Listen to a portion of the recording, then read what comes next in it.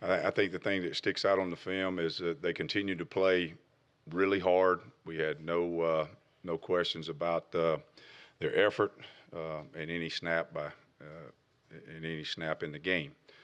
That having been said, and the way we operate this business, you never stay the same. You're either getting better or you're getting worse. You don't stay the same.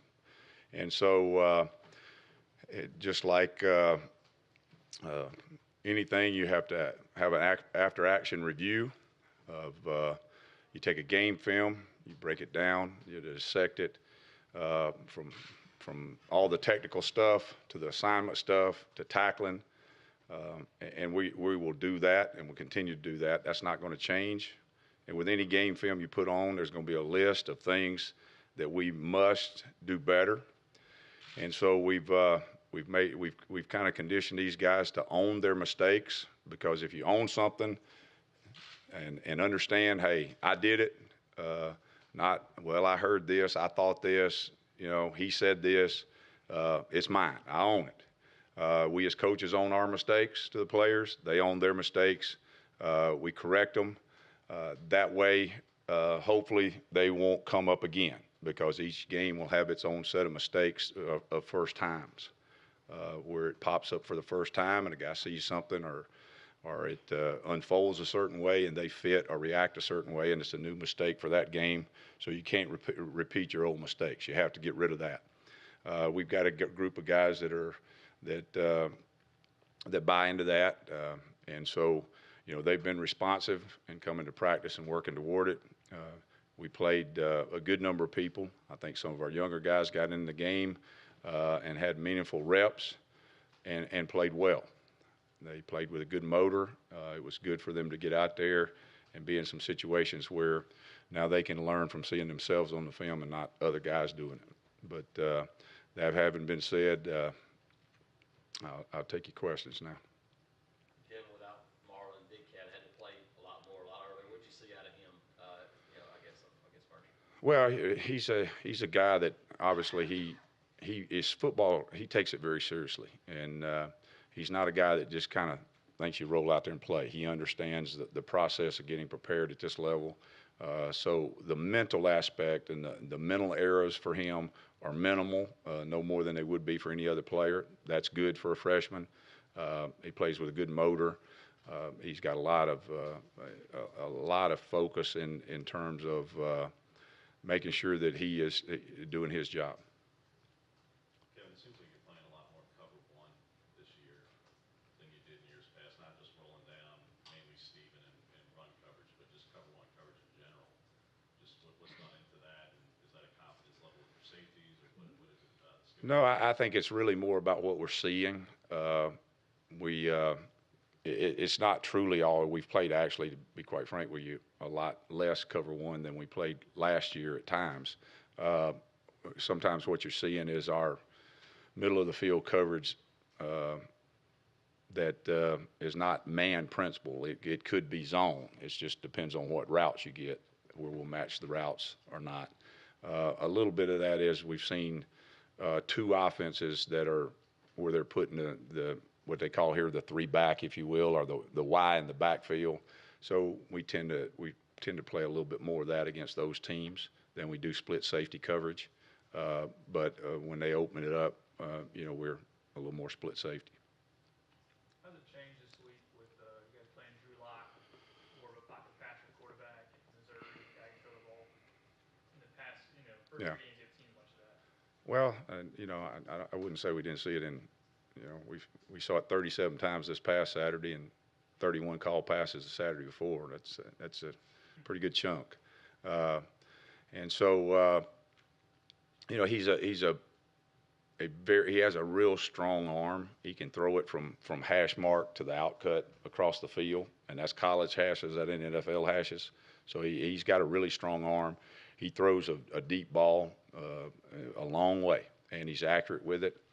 But they are, make no mistake about it when you watch them. They are a drop back team to a certain degree, but they're also a lot of play action stuff. So, they have a lot of RPOs. They have a lot of play action. So they're kind of built like everybody else. They just throw the nine ball a little bit more. You have not made a receivers a lot last year, Mike Williams in Clemson and Ridley and Stewart with Alabama and Westbrook with Oklahoma.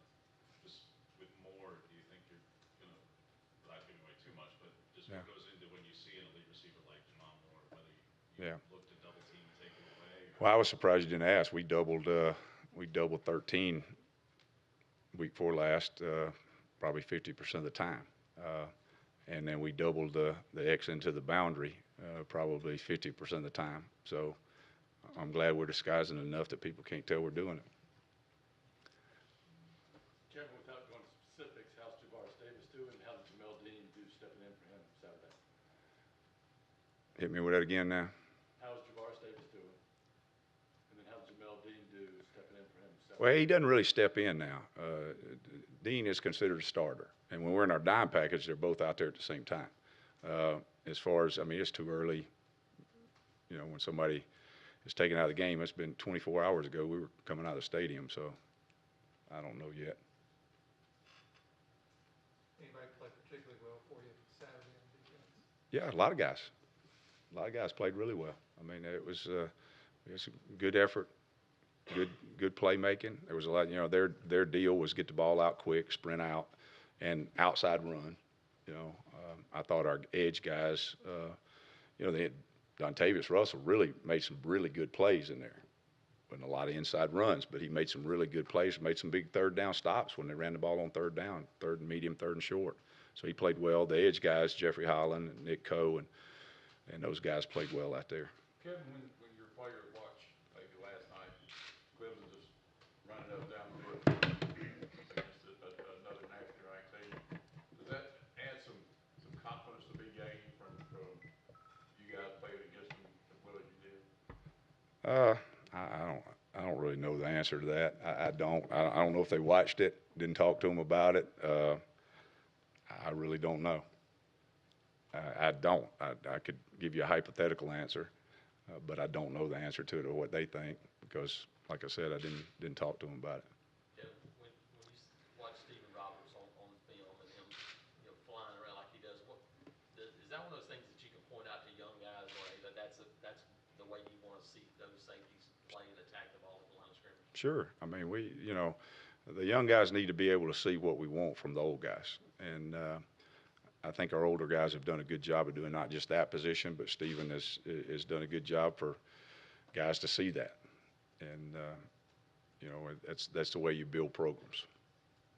Because a picture's worth 1,000 words. And if they can see the picture of it on the practice field, in the game, as opposed to us just telling them. Kevin, when a team is clearly trying to get the ball out quick and basically kind of limiting the sack total to a minimum number, Right. in their game plan, how do you go about evaluating the pass rush and what those guys do up front? Rush lanes and making sure that they're, you know, getting in the creases, that pressure is coming if he doesn't get it off. There were a lot of times where had he not pulled the trigger as quick as he pulled the trigger or had they not sprinted him out, it was going to be an effective pass rush. So that's called affecting the quarterback. You know, everybody loves sacks, and I do too, but I love for him to affect the quarterback and get in his head so that clock's ticking real fast. Then you get overthrows, you get throws out of bounds, you get a lot of things. What is it you like about Dontavius? I mean, you mentioned him every week. He seems to still go underappreciated, you know, with all Yeah. the stat sheet and all that. Yeah, he's not a stat sheet guy, but if you ask those linebackers who they like to play behind, you know, a lot of those tackles, Trey Williams and Deshaun and Darrell and Atkins and have is because they're having to double team 95. You guys good? Greg Brown, when he talked to us last month, he said that, you know, he'd given some thought about what it's going to be like going back to Missouri for the first time. Just speaking from experience as someone who's played against his former team before, what's that like as a coach going back? I guess it's different for different people, you know. I don't know. I mean, I don't know what it's like for him to go back to Missouri. I've done it enough times. It really, honestly doesn't even cross your mind. You would be shocked at how little effect it has on a coach, particularly maybe after the first time when I was 25 years old and did it. But, you know, when you're as old as Greg and I don't think it really matters.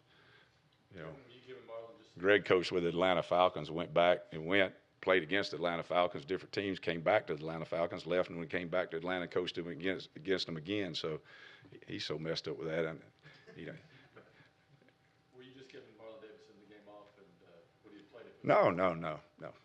We don't do that. No, we're not the NBA, and we're not doing that. You guys good? Okay, thanks. All right, see ya.